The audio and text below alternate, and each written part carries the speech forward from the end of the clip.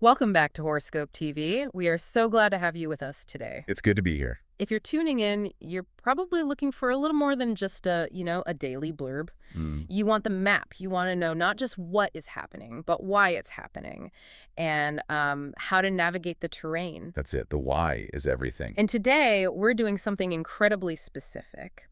We are turning our entire focus onto one slice of the zodiac wheel. So if you were born under the sign of the Scorpion, or if you have heavy Scorpio Your placements, moon, your rising, maybe a stellium. exactly, then this analysis is explicitly for you. That's right. We're zooming all the way in. We're looking at the astrological weather for the week of February 9th to February 15th, 2026. Mm, And I have to say, looking at the charts, looking at the planetary movements for this specific week for Scorpio, it's quite a narrative arc. it really is. I mean, I've been analyzing transits for a long time, and you rarely see a week that tells such a clear, almost cinematic story. Cinematic is the perfect word. I was looking over the data we have, and it feels like a movie script. It's got this incredible duality to it. It is. It seems like the week is split right down the middle into two completely different vibes. It's almost jarring, isn't it?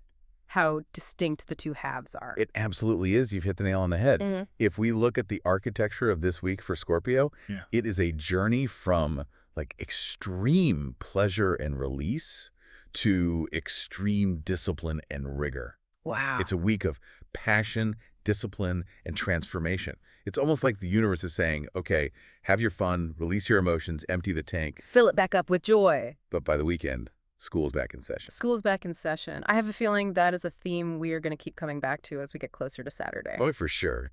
But before we get into the nitty-gritty of the daily breakdown, let's orient ourselves. Let's look at the big picture. What are the major players on the board for Scorpio this week? Because usually we have, one big transit, but this week feels stacked. It is stacked. To really understand the pressure systems at play here, we have to look at three distinct events. Okay. First, we start the week with the moon, specifically the last quarter moon taking place in Scorpio itself, In your own sign. in your own sign. That sets the emotional tone immediately. It's the trigger. Then we have Venus, the planet of love, beauty, money-making, a very significant move into the fifth house. Okay. The pleasure sector. That's your pleasure sector. That is the high point. So we have the moon bringing feelings, Venus bringing the party, and And then comes the heavyweight. ah, Saturn. Saturn is entering the sixth house for Scorpio this week. And when Saturn changes houses, the whole texture of your daily life shifts. right. The sixth house governs duty, health, the daily grind. So our mission today is to help you, the Scorpio listener, navigate this transition. We want to help you ride that high of the early week without crashing when reality hits on the weekend. It sounds like a lesson in emotional regulation. Yeah. It's about not getting whiplash from the stars. Ex- So let's unpack this chronologically. Let's start with Monday, February 9th. We are kicking off the week with the last quarter moon in Scorpio. Hmm. Now, for those of us who aren't professional astrologers, we hear full moon and new moon a lot. But what exactly does a last quarter moon imply, especially when it's in your own sign? That's a great question. The last quarter phase is fascinating and, often overlooked. If you think of the lunar cycle as a breath, Okay. the full moon is the top of the inhale, maximum fullness, maximum visibility. The new moon is the bottom of the exhale, the void. Right. The last quarter is that moment where you're actively exhaling, actively pushing out. It is a crisis of consciousness, but in a shedding way. A shedding way. It is not about building new structures. It's about composting the old ones. Composting, that is such a vivid image. It implies decay, but purposeful decay. Exactly. It's breaking down organic matter to feed the soil for the next cycle. But here is the tension. This is happening in Scorpio. And Scorpios are not exactly known for letting go easily, are they? Tockles. Not exactly. No. Scorpios are fixed water signs. Just think about that combination. Just water. Fixed means stabilizing, stubborn, holding. Water is emotion. So fixed water is like ice or a deep reservoir or a swamp. They hold on. They hold on, they possess, they remember everything. So when you have a shedding moon in a holding sign, the psychological impact is profound friction. Oh, wow. It's a demand from the universe to let go of emotional baggage that the Scorpio nature desperately wants to cling to. So this creates an internal battle. A massive one. The sun is in Aquarius right now, which is detached, future-oriented, looking at the big picture. Right, very airy. The moon is in Scorpio intense, private, looking at the deep emotional underbelly. They're at a 90-degree angle. That's a square in astrology. It's tension. Hmm.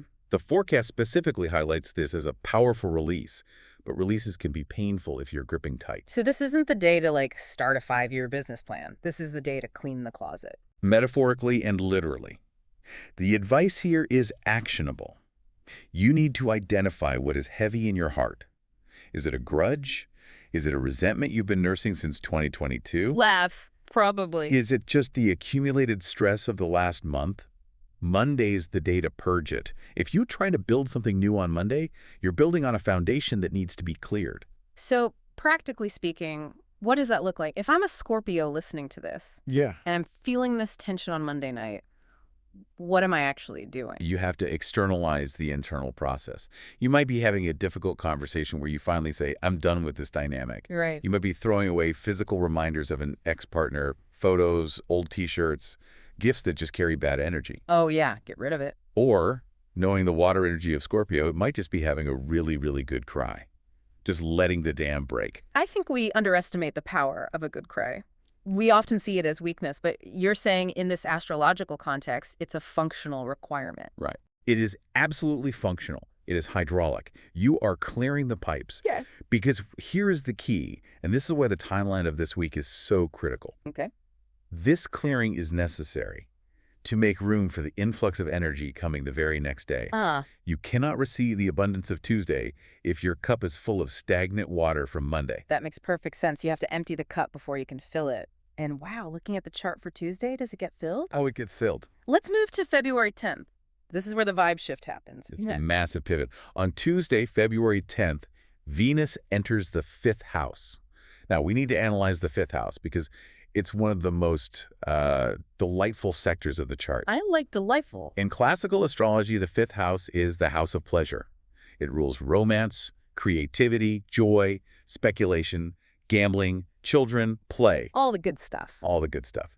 It's the place where we express our inner child. And Venus is the planet of attraction, beauty, values, indulgence. She's the lesser benefic. She wants to give you good things. When she walks into the house of fun, she is essentially throwing a party. so we go from crying in the shower and burning ex-boyfriend photos on Monday Right. to champagne and roses on Tuesday. That is quite a turnaround. It is, and it works because of the release. Right. The contrast is stark. The analysis for this week suggests a sudden surge of joy and passion. Once that heavy lunar energy clears, the space is flooded with this magnetic, attractive quality. The listener is going to feel ready to have fun. You'll feel lighter. You'll feel a magnetism that you didn't have 24 hours prior. Let's talk about the romance aspect of this, because the forecast mentions that romance is sizzling. That's a strong word. It is. What is the geometry supporting that? It's a strong word, but it's justified. Hmm. Venus is entering Pisces. Now, this is crucial. Okay. Scorpio is a water sign. Pisces is a water sign. When Venus is in Pisces, it creates what we call a trine aspect to Scorpio. Trine. That's the good one. That's the best one. Yeah. A trine is a harmonious angle of 120 degrees. It's the most positive aspect in astrology. It means the energy flows without obstruction. There's no friction here. Yeah. It's easy affection. Easy affection. That sounds lovely, especially for a sign that often finds relationships complicated or intense. Scorpios are usually associated with stormier passions, aren't they? They are. Scorpio love is often characterized by complexity, power dynamics, transformation, or even a little bit of, obsession. A little bit. But Venus in Pisces, true in your sun sign, that brings a softness, brings a deep, intuitive, psychic understanding. You don't have to explain yourself. The vibe is magnetic. Right. You're attracting people to you rather than chasing them. It's emerging energy. So the advice here seems pretty straightforward for listeners. It is. If you're single, you have cosmic encouragement. Really, to get out and date, the best dates listed for the week are explicitly February 9th and 10th. Okay. Tuesday night is the night. If you stay home on Tuesday, you are wasting a beautiful transit. Don't do it. If you're attached, you need to use this energy to reconnect. Plan the romantic dinner, buy the flowers, do something artistic together. This is the sizzling part of the week. I love that. It's like the universe is giving you a hall pass to just enjoy yourself. Certainly. But moving into the middle of the week, it seems like this creative energy starts to morph into something a bit more tangible. Let's talk about Thursday, February 12th. Yes. This is where the energy deepens. we see a fascinating conjunction occurring. Mercury, the planet of communication, intellect, commerce, Mm-hmm. meets the North Node. Okay, we need to pause and define North Node. We hear about nodes a lot, but what do they actually represent in a forecast like this? Great question. The nodes of the moon represent the path of destiny. The South Node is where we're coming from, our past lives, our comfort zone, our old habits. What we know? Right. The North Node is where we are going. It's our evolutionary hunger. It represents the future and fate. Whenever a planet hits the North Node, it amplifies that planet's energy and ties it to your destiny. It feels fated. And since this is happening in a week where the creative fifth house is so active, what does that mean for our Scorpio listeners? It signals a light bulb moment, Mm. but not just a random thought like, oh, I should buy a blue shirt. This is a creative idea that has legs. It's an idea that could be monetized. It combines Mercury's commerce with the node's destiny. Oh, we love to hear that. A creative idea that makes money. That's the dream. It is the sweet spot. The forecast calls us out specifically. Trust your creative instincts.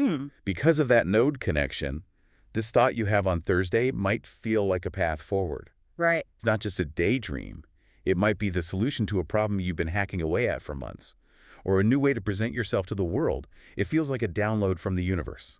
So the actionable advice here is to pay attention. Don't let those shower thoughts or commute ideas just float away. Absolutely. Yeah. Document everything on Thursday. Carry a notebook. Use your voice memos. Write it down. Because, and here's where we have to start pivoting the conversation. While there's luck midweek, the financial picture is about to change. We need to talk about the financial outlook before we get to the weekend. Right. The forecast mentions that Venus in the fifth house can bring luck with money, specifically speculation. That sounds a bit risky, doesn't it? It can be. The fifth house rules gambling, stock market, high-risk ventures. With Venus there, you might feel lucky. You might be lucky. Okay. You might win the office pool or see a stock jump. But, and this is a huge but, the forecast explicitly warns that the long-term financial picture is shifting toward steady daily work. It says, it is not a time to rely on get-rich-quick schemes. Which brings us to the turning point of the week. The party is fun, the creative ideas are flowing, maybe you win a scratch-off ticket. Yeah. And then comes Saturday, February 14th, Valentine's Day. The irony of the timing is not lost on me. It is almost comical. Oh. On Valentine's Day, the day of romance and indulgence, Saturn enters the sixth house. Talk about a mood killer, or is Yeah. that too harsh? Well, it's certainly a sobering influence. We need to talk about who Saturn is. In mythology, he's Kronos. He is the god of time. He is the taskmaster. Right. He's the lord of karma. He represents boundaries, limitations, discipline, maturity. He is the adult in the room. And he's entering the sixth house. Remind us what the sixth house covers. The sixth house is the engine room of your life. Yeah. It's the house of daily routines, chores, coworkers, pets, and health. It's not the glamorous career house. That's the 10th house. No. The sixth house is the daily grind. It's the laundry, it's the spreadsheet, it's the gym routine. So Saturn, the strict teacher, is walking into the classroom of your daily routine and locking the door. That is a perfect analogy. The vibe shift here is profound. The analysis says the party from earlier in the week is over.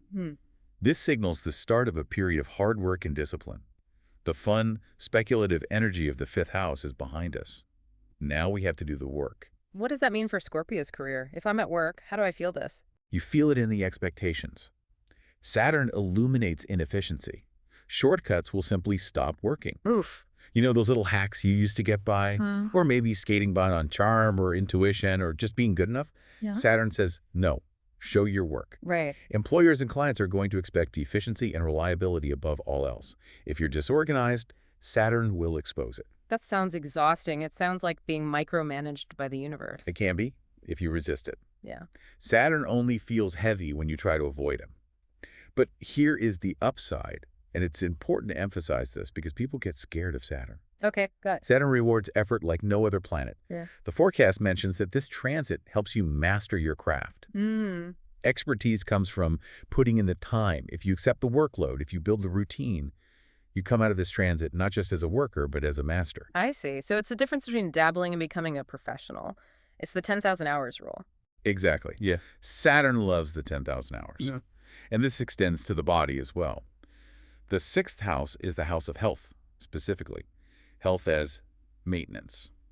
The forecast was pretty stern about this. It said, If the body has been neglected, Saturn will make it known. Saturn does not mess around with health. This isn't about wellness trends or spa days. This is about structural integrity. Mm. If you've been skipping the gym, eating poorly, or, and this is big for Scorpios, internalizing stress until it becomes physical, Mm-hmm. Saturn will amplify the signal. If you have a nagging pain in your knee you've been ignoring, Saturn will make it hurt until you go to the doctor. So it's a form of somatization where the emotional or neglect manifests physically? Yes. Mm. The requirement here is a disciplined approach to diet and exercise. No more excuses. That's it. You cannot negotiate with Saturn. You just have to do the yoga. You have to eat the vegetables. It connects back to Monday, doesn't it? Monday was the emotional decision to change. Yeah. Saturday is the actual work of changing. That's the beautiful symmetry of this week. Monday, you decide to quit smoking or cut out sugar because you're emotionally ready to purge that toxicity. Right. Saturday, Saturn gives you the grit, the structure, and the discipline to Yeah. actually sustain that quit when the cravings hit. It's about maintenance. So the advice for the weekend is listen to your body. Yes. If you're tired, rest. Yes. If you're sore, stretch. Don't push through pain, but don't be lazy either. It's about stewardship of the physical vessel. You have to treat your body like a tool that needs to be sharpened and oiled. Okay, so we've navigated the Saturn shift on Saturday, but the week isn't quite done with us yet. Not quite. Sunday, February 15th, has a very specific, slightly spicy warning involving a player we haven't mentioned yet. Spicy is one word for it. Dangerous might be another. Oh. We have Venus squaring Lilith. Who is Lilith? We haven't talked about her yet. Is this a planet? Lilith isn't a planet. She's a mathematical point in the moon's orbit, often associated with the dark moon. Mythologically, Lilith was Adam's first wife who refused to submit to him and was cast out of Eden. Right. Archetypally, she represents the wild, rebellious, hidden nature. She is raw, primal desire that refuses to be tamed. And she is squaring Venus. We learned earlier that squares create tension. Correct. Venus is love, harmony, social niceties. Lilith is raw lust and rebellion. When they square off, it creates a conflict between what I should do and what I want to do. The forecast calls this the complication. It sounds like a recipe for trouble. It is a complication. Yeah. This aspect often manifests as a phantom from the past. Maybe that toxic ex you cleared out on Monday tries to text you on Sunday night. Oh. Or it could be a forbidden attraction, a secret desire that conflicts with your current relationship status. It's the impulse to do something self-destructive just to feel alive. So if you're in a happy relationship, Sunday is the day to be very self-aware. Extremely self-aware. The advice is to enjoy the passion because the energy is intense and can be channeled into your partner. But do not lose your head. Okay. Stay true to your deeper values. Do not blow up a stable partnership for a momentary impulse. Lilith can be self-sabotaging. Right. She wants to break the rules. But with Saturn sitting right there in the 6th house, the consequences for breaking the rules are immediate. And there is a specific financial warning for Sunday, too, right? Yes. The energy suggests avoiding lending money to friends on this day. The forecast is blunt. You likely won't get it back. Wow. Because of that Lilith energy, there's a deception or a misunderstanding, or perhaps just a lack of responsibility. Just keep your wallet closed on Sunday. Blame it on the stars if you have to. Sorry, Venus is squaring Lilith. I can't Venmo you. Oh, I like that. Exactly. So we've gone through the timeline.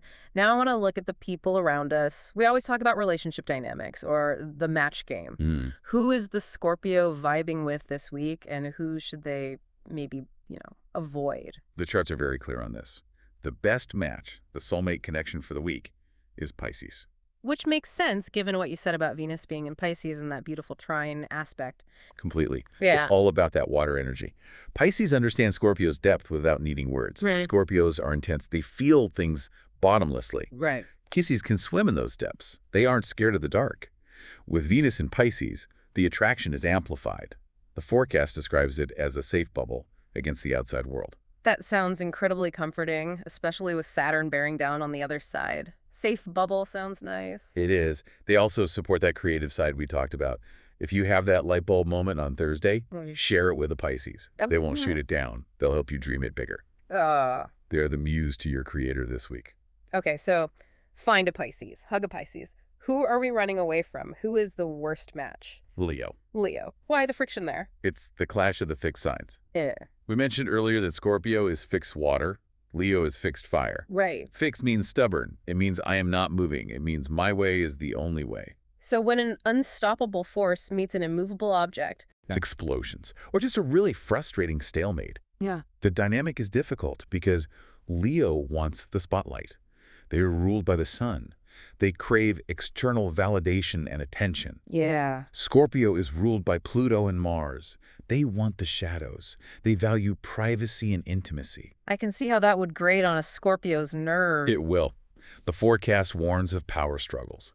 Leo might try to boss the Scorpio around, or worse, dismiss their feelings as too moody or too heavy. Oh, don't do that. That is the quickest way to make a Scorpio angry, dismissing their emotional reality. The advice is simple. Avoid arguments. Do not try to collaborate on work projects with Leos this week. It's just not the time. You will end up butting heads. Avoid the drama. Got it. Now let's get into the Scorpio toolkit. These are the specifics, the lucky charms, if you will, for the week. What numbers are we looking at? We have a specific set of lucky numbers. Right. 8, 13, 21, 29, 38, and 47. I have to point out, 8 and 13 are very Scorpio numbers, aren't they? They are classic. The 8 represents power, regeneration, infinity. It's the number of the powerhouse. Nah. But the 13 is often feared by others, seen as unlucky. But for Scorpio, it is the number of the death card in the tarot. Which doesn't mean literal death. No, it means transformation. It means the end of one cycle and the beginning of another, which is exactly what Monday's last quarter moon is about. Full circle. Seeing these numbers pop up on a receipt, a license plate, a clock, is a good sign you're on the right path. It's a cosmic wink. And what about the color of the week? Deep red.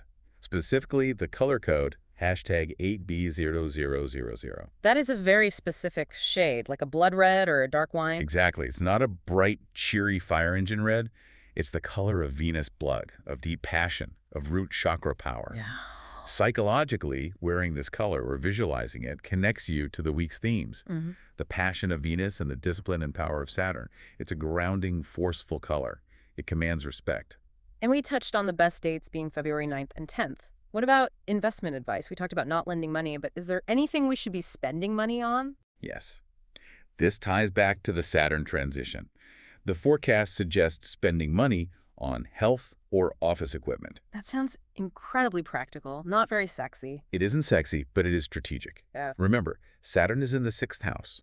If you buy a new ergonomic chair or a standing desk or a gym membership or a high-quality juicer, Okay. you are signaling to the universe that you are ready to do the work.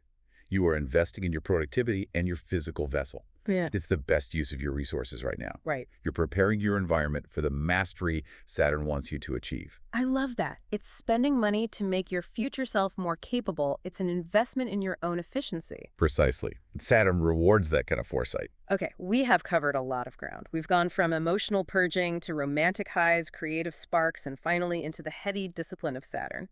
If you had to sum this up for the listener, what is the narrative arc here? The narrative is one of maturation. You start the week by clearing the emotional deck with the moon. You get to enjoy the rush of romance and creativity midweek, thanks to Venus.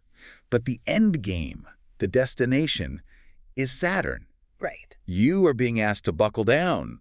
The universe is giving you a few days of fun, but it expects you to be ready to get serious about your work and your health by the weekend. It's about balance, isn't it? Don't let the impending discipline of the weekend crush the joy you feel on Tuesday. Yes. But also, don't let the joy make you so irresponsible that you aren't ready for Saturday. That is the tightrope walk. Enjoy the party, but leave early enough to get a good night's sleep before work starts. Don't be the person still hungover when the boss walks in. I think that's great advice for life, honestly. It is. Before we let our Scorpios go, do you have a final thought, something for them to chew on? I do. This shift of Saturn into the 6th house is a long-term influence. It's going to be with you for about 2.5 years. So here is a question to ask yourself. With Saturn demanding mastery in your daily life, what is the one boring routine you've been avoiding that, if mastered, would actually give you the ultimate freedom? Oh, that is good. Because we often think of routine as a cage, but you're saying it's the key to the lock. Discipline is freedom. That is the lesson of Saturn. If you master the routine no longer controls you. You control it. Discipline is freedom. I think we will leave it there. To all our Scorpio listeners, thank you for tuning into this special episode of Horoscope TV.